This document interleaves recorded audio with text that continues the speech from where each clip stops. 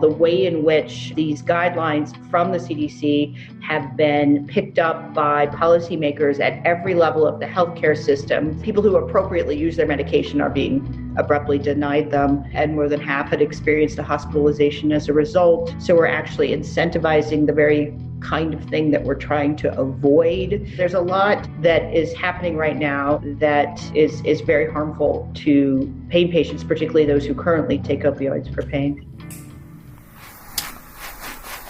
You're listening to Narcotica, a podcast giving you the straight dope about drugs and the people who use them.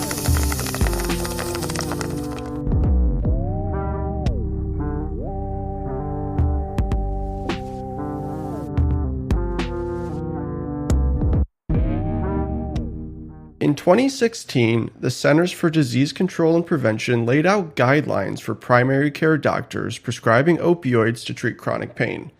Essentially, these guidelines stated that opioids should not be the first line of treatment for pain and that other methods should be tried first, which is perfectly sensible. But when it came to dosing and duration, these guidelines, not laws, guidelines, started to become widely misinterpreted. In efforts to reduce overall prescribing, the CDC implored doctors to carefully weigh the benefits and risks of increasing dosage above 50 morphine milligram equivalents, MMEs, per day.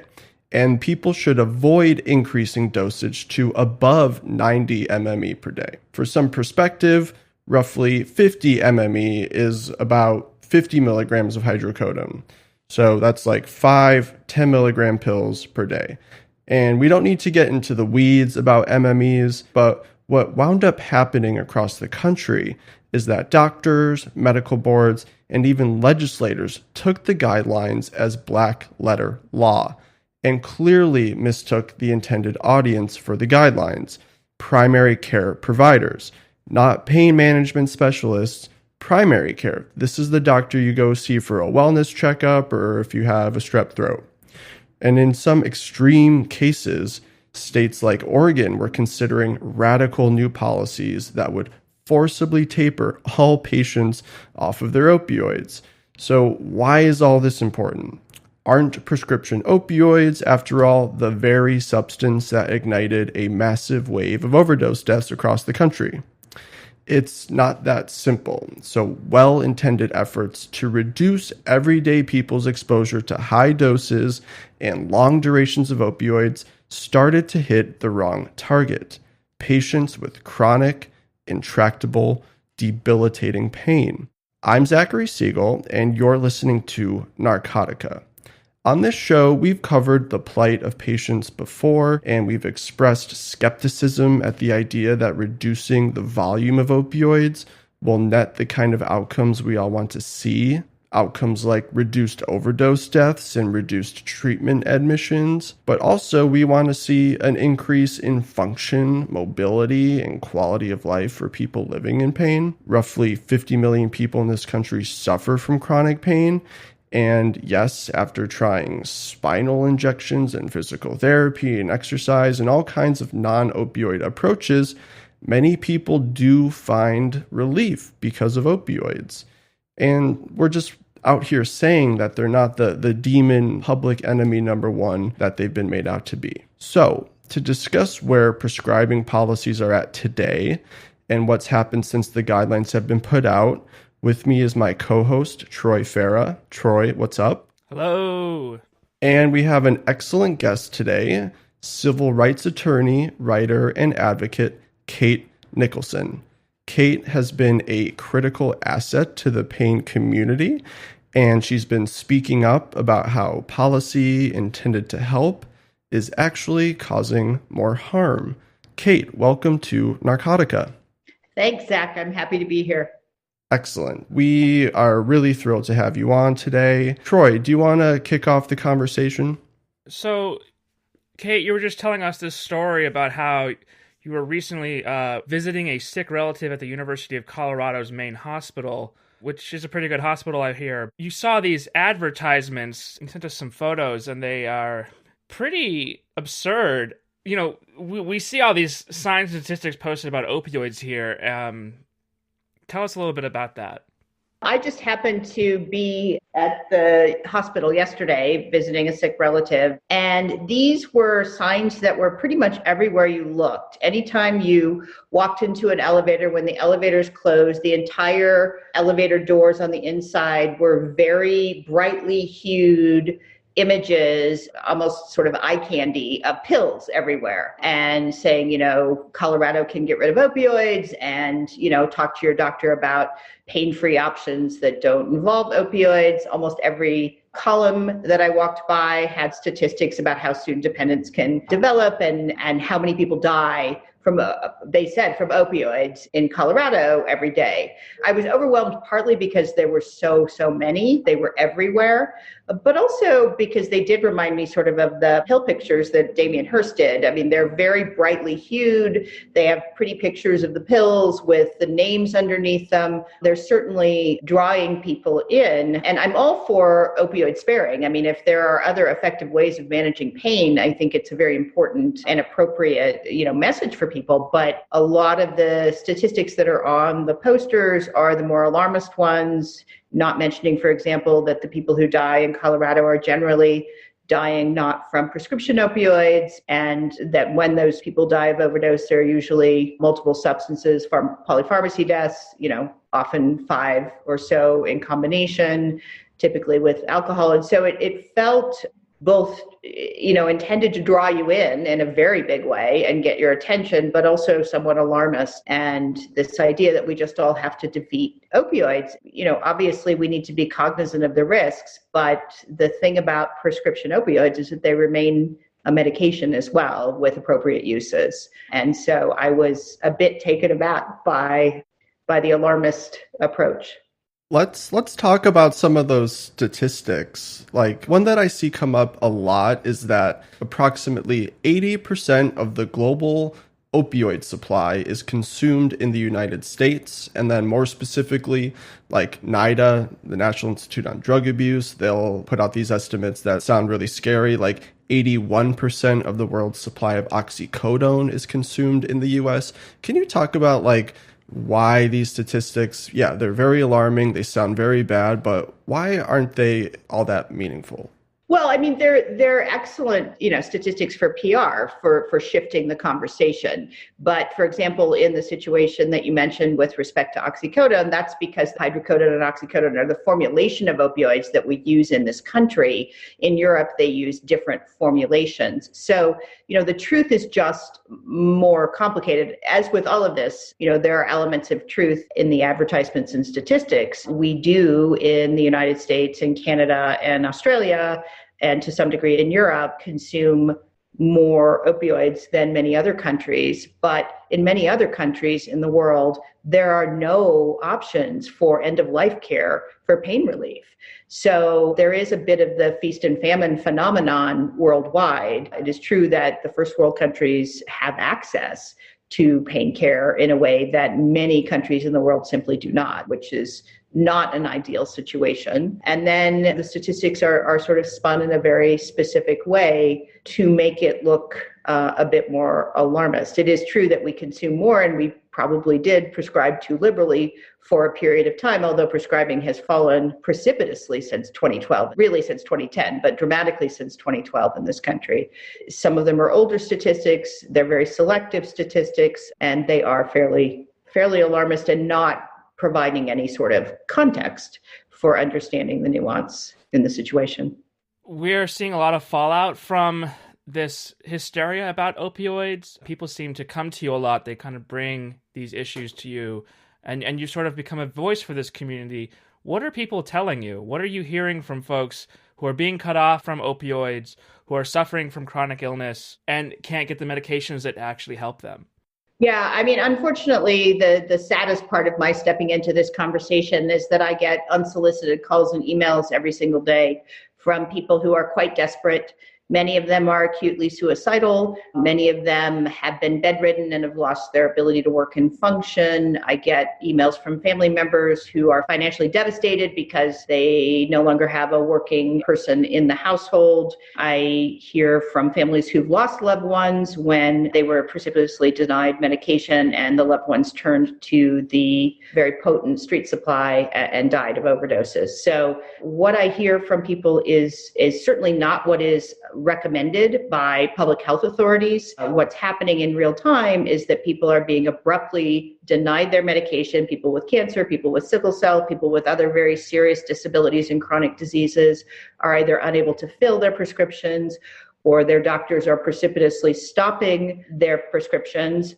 or they're being dropped in care. There were some very alarming statistics recently, a couple of different studies. One suggested that 40% of primary care doctors will not treat someone who uses opioids for pain. And there was a recent study that suggested that 81% are reluctant to, even as something like 75% of them are worried that their patients will turn to the illegal market. So because of what you were talking about, Zach, in the beginning of the call, the way in which these guidelines from the CDC have been picked up by policymakers at every level of the healthcare system, laws in more than 38 states, medical boards are using the dosage guidance in a very strict rule-like way. Major pharmacy chains have adopted aspects of them, as have major payers that are causing delays or denial of fills. There is just so much pressure on the medical system and on physicians. And of course, then there's also DEA oversight. And what's happened is people who appropriately use their medication are being abruptly denied them. I started talking about this because it happened to me several years ago, and Human Rights Watch issued a report that it was happening, that doctors were denying people care even against their better medical judgment because of fear of liability. And in the last year, now there are studies actually coming down. There was a study of Medicaid patients in Vermont who were at high daily doses for long durations, and the average time of discontinuation was a single day, and more than half had experienced a hospitalization as a result. There are other studies that show that destabilizing someone's dose alone puts them at a threefold greater increase of an overdose-related death. So we're actually incentivizing the very kind of thing that we're trying to avoid. So, there's a lot that is happening right now that is very harmful to pain patients, particularly those who currently take opioids for pain. Yeah, so we'll definitely want to talk more about what that harm looks like in everyday people and the people who reach out to you looking for help and appear rather desperate. But before doing that, I think for listeners, it could help to zoom out a little bit, because the system of prescribing and healthcare and insurance and laws are quite complex and have a lot of layers to them. I think what might help is, like, in this system of control, where have things broken down? Because I talk to Leo Beletsky about this all the time, and he's a professor of law and health sciences and really knows the regulatory system, as do you. And he calls the opioid crisis a, quote, multiple systems failure. So do you sort of agree with that structural analysis? And can you sort of talk about, if that's the right diagnosis here, what are the policies currently being put in place, and why are they taking us down the wrong path? Yeah, I think I see it, as Leo does, as a multiple system failure, but I also sort of see it as a syndemic, which is sort of when you have multiple things that are called public health epidemics that affect each other in synergistically negative ways. And I would argue that not treating pain appropriately, basically, there was a sort of recognition in the 90s that we needed to treat pain. I would argue that that is actually correct. When you look at the World Health Organization's causes of disability, pain is number 1 and 4 of the top 10 reasons for years lived with disability worldwide. It is one of the top 4 reasons for people going to the doctor. On the list of the top 10 diseases worldwide, it is 4 of 10. And as you mentioned, 50 million Americans have some form of daily or near daily pain, and almost 20 million have pain that prevents them from participating in basic life activities or disabling pain. So I don't think we were wrong to recognize that pain was not treated well. I think the error was sort of the way in which we simply decided the solution was to throw opioids at everyone in solving this, rather than dealing with the systemic failures that were already present. And three of the big ones are: doctors are radically undereducated in how to treat pain. There's study after study that shows, that veterinarians get much more training than physicians do in how to treat pain. So it's really not part of the basic medical curriculum, which is part of the reason that the CDC targeted primary care physicians, because those who go on to specialize in pain management receive additional training. But if you're just in medical school, you're really not learning how to treat pain, which is astonishing to many people, considering that pain is one of the main reasons people go to the doctor in the first place. And it is also the case that pain is radically under-researched, given its sort of relevance and disabling consequences and prevalence in society. It is on par with many of our other major diseases, and yet the research dollars are very low. And people may say, well, we've always had pain, we understand it, why does it matter? Research really matters for a couple of reasons. I mean, one sort of interesting aside, not to get in the weeds too much, one of the things that they're looking at is why people develop chronic pain in the first place. And because basically everybody feels pain, right? I mean, pain is a basic biological function that helps us. So the question is, what happens when pain becomes extreme and pain becomes chronic? And what we know is in both of those situations, you don't heal well, for example, after surgery, unless your pain is treated when it becomes extreme. So one of the things that's looked at is, why does pain become chronic? And one of the things we know is that up to 70% of people with chronic pain are women. And it was only in 2016 that NIH decided that we should start using some female rats and mice in biomedical testing. And we know now, or at least in animals, entirely different cells are involved in pain processing in males and females. In females, it's T cells, and in males, it's glial cells. So we haven't even begun to scratch the surface. We're about 4 years into scratching the surface of even understanding pain processing, which is a pretty fundamental thing. And so research is important for that reason. But research is also important for treatment options. And when it's radically underfunded, the other systemic problem that happens with treating pain is that a lot of these alternatives, these quote unquote safer alternatives, are not well covered by insurance. And main reason for that is that we don't have a great deal of research backing them up. So there's sort of this circular problem of payers will only cover things that have an evidence basis, and yet many of these alternatives are not accessible to people. So to back up, we didn't ever treat pain well to begin with. We still aren't treating it well. So I think if we're going to get out of this, we need to invest in treating pain. But of course, we also need to invest in treating addiction more broadly. I mean, I would say also our failure to adequately address mental health in this country plays into that systemic failure or syndemic problem. So, then, if you're talking about Leo's views, there are also other reasons why people may want to use drugs. And so Leo has looked at sort of some of the social determinants of health and socioeconomic changes, and not just supply side reasons why people may have started using medication. But I think it's also important when we have this conversation to back up, and we've talked about this before, and recognize that at least in terms of our best data, most people who misuse a prescription opioid did not get it directly from a doctor. So there's sort of this gap in the narrative that's told that most people who are dying on the streets went to a doctor, were sort of wrongly prescribed an opioid, and ended up overdosing. Sort of causal chain on that is just way too neat, because really right. most people, yeah. Go ahead. That line, about how the majority of people who are overdosing and dying aren't getting these medicines from doctors, like that's not going to be on a sign in a hospital, right? So like it just doesn't comport with the statistics and the PR and the narrative that's sort of out there. And Troy, I think you wanted to pivot to actually the case of a doctor who is being held accountable for what happened to some of his patients, right?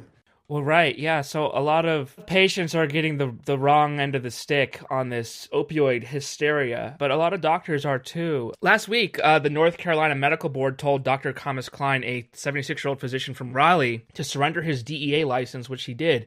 He is currently under investigation by the board, but as far as I know, the reason for the investigation has not been made public.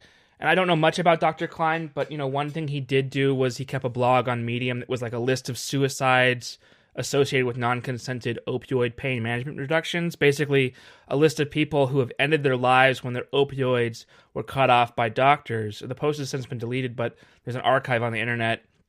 But he was just like this advocate for pain patients, and now he's being targeted. There are other doctors like him. He's kind of representative of other doctors that have stood up for pain patients and then been investigated, like Forrest Tennant, who had his home and office raided by the DEA. Kate, can you talk a little bit about how some of these doctors are just getting kind of spooked by this crackdown and how the response has been and the people that are like standing up still, what their reaction is like? Yeah, I mean, I don't know that you can make a causal connection between advocacy and people being targeted. We don't know the details of the investigation, and so I can't comment specifically on that. I do know a couple of things. One is, interestingly, when you look back at even looking into the mid-2000s at the physicians who have been sort of focused on by the DEA, they tend to be older doctors around 75 or 76 years old near the end of their practice. And if you look back at those cases, some of them were pill mills, were, prescribing dangerously, but some of them sort of fell subject to a shift in views on opioid prescribing. It's a problem for a lot of reasons. I mean, as a lawyer, that I'm troubled by all of this is that there is no definition of what an overprescribing physician is. Congress did finally realize that when it passed the Support Act and has directed the Secretary of HHS to come up with a definition. But absent definitions, it is sort of like the Justice Powell idea of pornography, this I know it when I see it kind of idea. And the problem is, because we don't have a definition, we use proxies. And dosage is one of those proxies that has been misused, I think. In the case of Dr. Tennant, I do know, I don't think he was ever charged, but when you have an ongoing investigation, it can be difficult to stand up and continue to prescribe. And I know that he did treat sort of the sickest of the sick and people who are on high daily dosages, high MMEs. Whether he was targeted for that reason, I can't say, but he certainly was someone who was treating people at higher doses. I don't know the circumstances of Dr. Klein's investigation. I do know that I have heard from his patients and that they are not able to find other providers and are just being dropped in care. And that's a pretty big problem that happens universally when pill mills are closed, is, these patients are sort of left with no options. Yeah, I definitely want to talk about that. There's so many stories out there about how a pain management clinic, serving 100 to 200 patients closes, and maybe it's described as a pill mill, maybe it isn't, but either way, it shuts down. And there is initially a news story or like a press release sort of like almost celebrating it. And then, a year later, if you look back in that town at like a county level, the overdose rate goes up. So it's like when you close these clinics, I don't know if anyone's done specific analyses, but I know there's some research out there that when you close these clinics, the outcomes are, not necessarily worth celebrating. Can you sort of talk about that? I know there have been a few cases, at least in the press, where so-called pill mills were closed, and there was, at least nominally in the press, an indication that the DEA was trying to work with the local community to make sure that some of these patients found other physicians. But it doesn't seem to be happening in the case in North Carolina, at least from the emails I'm receiving from patients. And I think generally it is fairly well recognized that it is a problem that these patients are just dropped. I mean, there's a problem with doctors being willing to even do medication management at all anymore because of the oversight that they're facing.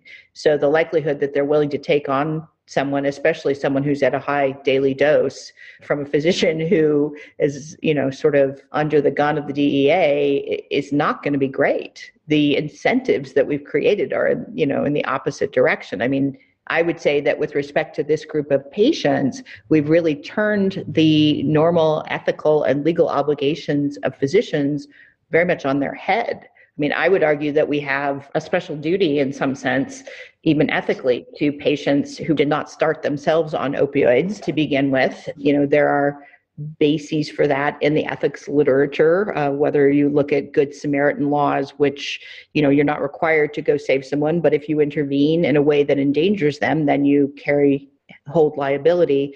There are plenty of ethicists who look at people who've been involved in medical testing and argue that there's ongoing obligations to those patients. And even if you look at sort of cancer patients who no longer, about a third of people with cancer have ongoing chronic pain, even when the disease is no longer active. And I think part of the reason that even though they're also experiencing a clampdown, part of the reason that the medical community is willing to treat them differently is because it's often, treatment for cancer that could have led to the ongoing pain. So I think we have a higher obligation to that group of patients, ethically, physicians do. I also think just the general ethics of physicians to relieve suffering and to not put their interests above that of their patients. But it is also illegal under our civil rights laws for a physician to discriminate against someone on the basis either of their medical condition, and chronic pain is a medical condition, or on the basis of the medication they take. And it seems like sickle cell is one case in particular where patients are utterly mistreated. Their pain is undertreated. They're characterized as drug seeking mostly because they're often people of color. Black people in particular have sickle cell disease. It's genetics. Have you had a lot of contact with patients from the sickle cell community? I've heard personally that it's just so horrific to have a flare-up or an acute crisis and go try to get the medication you need and just be mistreated. Yeah, I mean, it's a mess. And sickle cell is one of the more painful conditions that someone can have, first of all. And it can flare in acute situations, but some people actually with sickle cell have chronic pain as well. Unfortunately, people with sickle cell get it from both directions. There are actual studies that show that the pain of people of color is rated lower by doctors by 1 to 2 points on a pain scale. So already there is sort of bias that doctors carry that Black and brown people feel less pain than Caucasian people.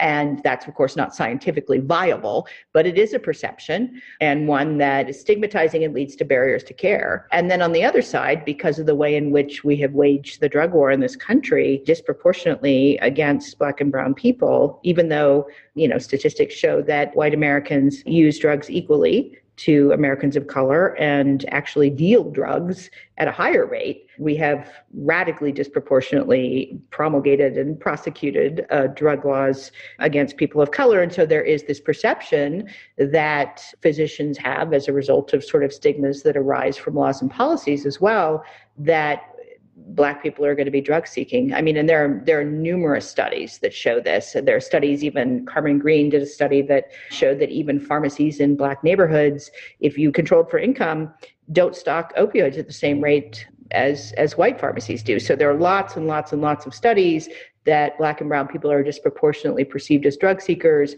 and that Black and brown people just don't have access to the medication. So people with sickle cell are definitely suffering. Now, in one of its corrections, the CDC did come out and say that its guideline was not intended to apply to people with sickle cell. They came out and spelled that out pretty clearly, but I'm still seeing a lot of fallout. That does bring us back to those guidelines and how the CDC basically kind of said, hey, you weren't necessarily supposed to take this way. But has much changed in that aspect? It feels like things are just getting worse from my perception. Like we've had this whole conversation for several years now that, hey, maybe we should not have this hysteria about opioids. And I don't see a lot of progress going on in the other direction. I would say that there have been some changes, which I'm happy to go through briefly, but that it is not trickling down to the lives of patients. So when you have a misapplication of a policy that happens in almost every state, that happens, in insurance policies, in pharmacy policies, at virtually every level of the regulatory system, just coming out with one article that corrects and says, "Oh, we didn't mean it to be applied this way," is just not realistic as a countervailing force. So I met with the CDC in March of this year, along with Dr. Stefan Kertesz and Laura Mills from Human Rights Watch, who had written the report that I mentioned earlier, and brought this problem to their attention and urged them to make a public-facing sort of correction. Concurrently, some doctors groups had approached them, particularly hematologists, doctors who treat sickle cell, and cancer doctors had approached them about how the guidelines were being misapplied with respect to their patients. And so in April of this year, the CDC did issue a series of corrections. It sent letters to a couple doctors groups. The authors of the CDC guideline published an article in the New England Journal of Medicine basically saying that its guideline had been misapplied by policymakers in ways that endanger patient safety. Concurrently, the FDA, the Food and Drug Administration, came out with a warning and label change for opioids because it was brought to their attention that people were being rapidly taken off and tapered off of opioids. And they suggested that this was a bad practice, a dangerous practice, that it risked patient harm. And then more recently, the Secretary for Health and Human Services issued guidelines for tapering. And tapering is a complicated thing because there are some patients who were put at, one dose does not fit all, one size does not fit all. This is a huge group of people with vastly different kinds of conditions who are put on opioids, for inflammatory conditions, neuropathic conditions, very different sources of their pain. And some people were put on higher doses and may do better at slightly lower doses. There was a view in the 1990s that you just titrated dosage upward to the point of palliation, to the point at which people felt pain relief, and you didn't really worry about the dosage someone took. And so there are studies that show in voluntary, carefully calibrated tapering studies where people are given lots of other options for treating their pain, some people do better. Now, the irony of that is that a lot of people don't have those options to treat pain in the first place, but they do in these special studies. So, tapering is a complicated thing. It's how it's happening in the real world is dangerous and outrageous. And I think, that really is what the public health authorities were trying to correct. And I don't think that has changed in any real way. But there have been these statements by the CDC, by the FDA, and by HHS. And the CDC is now in the process of redoing its guideline. They're actually going to scrap it and start over again. Oh, wow. Are they reaching out to you or other pain sort of groups and communities? Because I think last time around, maybe part of the reason why there was problems is that these were sort of written with a maybe elitist institutional sort of top-down approach. Yeah, what they did was they opened it up for self-nomination. So I certainly threw my hat in. We'll see. We'll see who they bring in. I don't know. I mean, the deadline was February 7th, and I'm sure it'll take them a while to go through the candidates. But they did at least open it up and advertise it, which isn't really how it happened the first time around. But again, it'll take a while for those to develop. And, the problem is that people are still really suffering in real time. And that's, going to meet with the CDC and getting them to issue a corrective was a pretty obvious step. I fought a policy in Oregon where they were just going to force taper everyone without really having safety protocols for that. So there are some obvious candidates for going after, but how you shift the conversation on this when you're looking at most states and local jurisdictions and hospital policies and pharmacy policies and insurance policies and such rapid uptake all across the healthcare system, it's just not obvious how we can really shift things to protect patients. And that sort of brings me back to the sort of, candy-colored photographs I saw at the hospital. I think the prevailing view out there is still that these are sort of demon drugs and very dangerous, and that we just need to be protected from them. So how you shift all the laws and policies, the narrative and sort of media reporting and, sort of public perception is a really difficult conundrum. Yeah, I would say that this is by far one of the trickiest and stickiest narratives I've ever encountered. It almost reminds me of like the war on terror. like to speak favorably of like a Middle East country is like hard for a politician to do, and it's hard for them to like say this about opioids. It seems like such a third rail at times, and a lot of the political discourse in all the debates and the election stuff, it's all like railing against big pharma and taxing opioids and going after the executives. And I'm not hearing anyone talk about, the plight of pain patients in and how they're caught in the crosshairs of a crackdown. And none of that's on the radar. It's just so difficult to raise this. Yeah, it's true. And it's interesting because that narrative is what is going to work politically at this point. But I will say that I've worked with several of the Democratic candidates who have shown more finesse in this area. That doesn't mean that they're not still out there railing against big pharma, and in some cases, rightly so. But the first person to reach out was Julian Castro, and he did just a brilliant job of understanding sort of the harm reduction goals and both, all sides of this. Unfortunately, he's no longer in the race, but I also worked on Bernie Sanders' platform and Elizabeth Warren's platform. And at least in terms of their platforms, they address this head on. The plight of pain patients, access to medication. So it's not entirely lost on them. It's just not going to be part of it's not going to be what sells politically. Yeah, like we're not going to get the applause line on the debate stage, but if you go into the policy packages and in the weeds, you will see that with Warren. You'll see that with Sanders. Klobuchar, she seems to be sort of way off the mark on this and is like all about taxing opioids and like not really seeing how these sorts of things have harm on patients. It's sort of, she takes her like she's like a prosecutor. She takes a really like hard approach on drugs, it seems like. Not only that, I mean, some of these candidates reached out broadly to experts and to advocates and to the disability community. She did. I mean, her disability policy is just abysmal. At best, it's window dressing, and at worst, it's harmful. So, like Warren and Sanders, and even, believe it or not, Biden's campaign reached out pretty extensively. So, there's a mixed bag out there, but some of the candidates are really quite bad on this issue. Yes.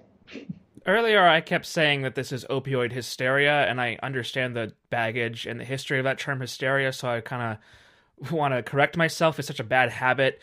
But I do want to talk about how this panic is translating to other prescription medications, such as stimulants like Adderall or even benzos. Are you seeing that? I'm hearing stuff like, we did a 180 on opioids. First, they were really great for things. Let's hand them out like candy. And now they're the absolute most evil prescription. We have to like do all these other alternatives. Are you seeing that being translated to other prescription medications? Absolutely. And interestingly, there was, I don't know how strong and good the study is, but one of the medications that is really being encouraged as an opioid alternative are gabapentinoids. And there was a study showing that they were, that people were at higher risks for suicide if they use gabapentinoids. Like, again, that was one study that came out. It is a cause for concern. I mean, I think there has been a real attempt to shift to other alternatives. But then there is also a concern that gabapentinoids in particular are being misused. So that's falling off as well. Certainly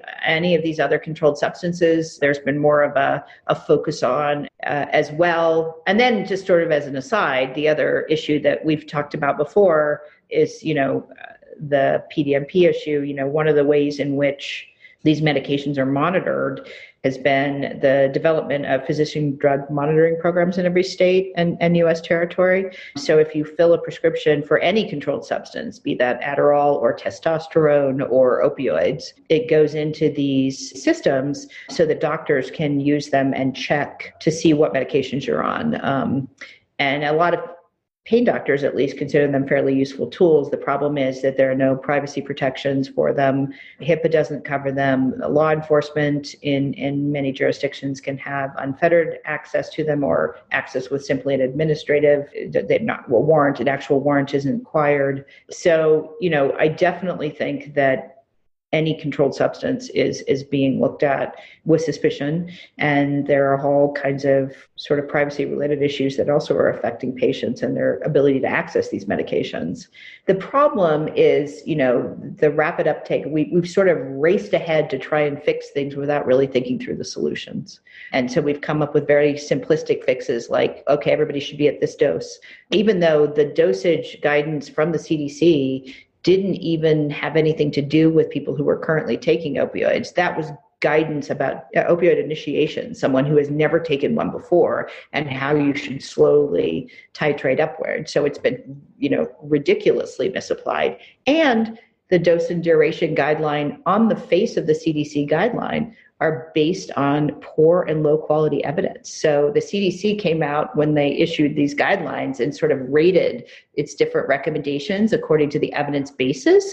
And the evidence basis for the two, those two areas that have been widely misapplied are low and poor. So that's problematic as well. But I think there's just been this, partly in response to the narrative, partly in response to the panic. And I appreciate, Troy, your correction of hysteria. We of the wandering uterus appreciate that. Well, it's scary. The whole thing is scary that we're making. Everybody has all this more scrutiny towards psychoactive prescription drugs, and that's scary because, I have pretty good health, but at any point I could get into an accident or suddenly need opioids for some reason, or stimulants. I feel like I could use a stimulant prescription myself. It could happen to anyone. I don't think a lot of people even realize, this is just affecting chronic pain patients. No, if we don't all have access to this, that's a huge problem. Yeah, and this is why I love reporting about public health, because the public aspect to it, and I think even discourse around the coronavirus or COVID right now is so revealing and illustrative about how one person's health matters to everyone's health. And if those around you are unhealthy, that's bad for you. If your neighbors are unhealthy, that's bad for you. If you're uninsured, not only is that bad, it's bad for others around you and those you love and care about and who care about you. It is the public health, I cannot emphasize enough, is about the public. And I think when we're talking about pain, I don't personally have pain, but I've felt pain, and the last thing I want on anybody is to feel pain when we know that there is something out there that can relieve it. And so, I can't live with myself just knowing someone somewhere out there is struggling when there's a fix. It drives me up the wall. And I think this conversation is the crux of it is about that kind of empathy and about what it means to care about the public and people's health. Yeah, I couldn't agree with you more. And I think, the danger in the way we report on these things, though, also is that the reporting really is less about that and is more, I think even with the coronavirus, there's these are the people who got sick and that came from this particular culture. And so there's an attempt in a lot of the media, a lot of the press, about whether it's about opioids or the coronavirus, to sort of isolate out these people who are victims, and some of them, if they're of a different race or if they're from a different culture. Part of panic is created by otherizing, right? Whether we did it in the HIV crisis or we're doing it in the opioid crisis, by stigmatizing the people who are most affected, because that means I won't be affected. That means the scary thing happens to them. And so, it's sort of a catch-22. You're absolutely right that you would think that empathy and even self-interest, I'm healthy if my neighbor's healthy, would prevail in a public health situation. But unfortunately, where fear is rampant, we tend to stigmatize and alienate those who are subjected to these illnesses. Yeah, so what I would like to do is give listeners kind of some sort of idea what to do if this does happen to them. If you are suddenly cut off from your opioid prescription, or for any reason you can't get one when you need one, what should you do? Everybody's talking about alternatives for opioids. Are any of them really that effective? I mean, I don't think that something like cannabis should replace opioids, even though there is a lot of evidence that cannabis can help with some pain. Certain types of pain, certain types of conditions, it's not for everybody. But what should people do if they suddenly lose access? Should they switch to kratom? Should they go across the border to Mexico and bring back a bunch of tramadol? What should they do? I mean, the problem is, and the thing that's hardest about working in this area for me is, there aren't great answers. I mean, I can't swoop in and, find a doctor for everyone who loses one. That's just not feasible.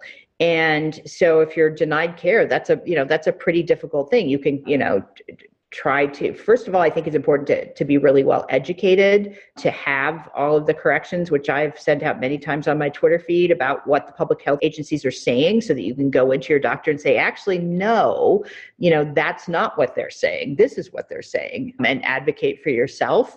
And you can certainly complain that your rights are being violated, but there aren't a lot of lawyers taking this up. And that even is a long process. If you're, in imminent harm, bringing a lawsuit doesn't do you a lot of good. So it's a very difficult situation. I think being as educated as you can to advocate for yourself helps. I do think, in terms of other alternatives, the problem is there's huge variability among people and what works for them. I mean, opioids don't work for everyone either. Some people can't tolerate them. Cannabis may work for some people. I mean, I'm in Colorado where it's more widely available, but it's not the magic bullet for everyone either, or for every condition. And, I wish I had a good alternative for people. All I can do is continue to advocate and give people the resources that I can, but people don't really have places to turn. Apologize in advance if this episode creates a flood of emails to you, Kate. I get them anyway. I do.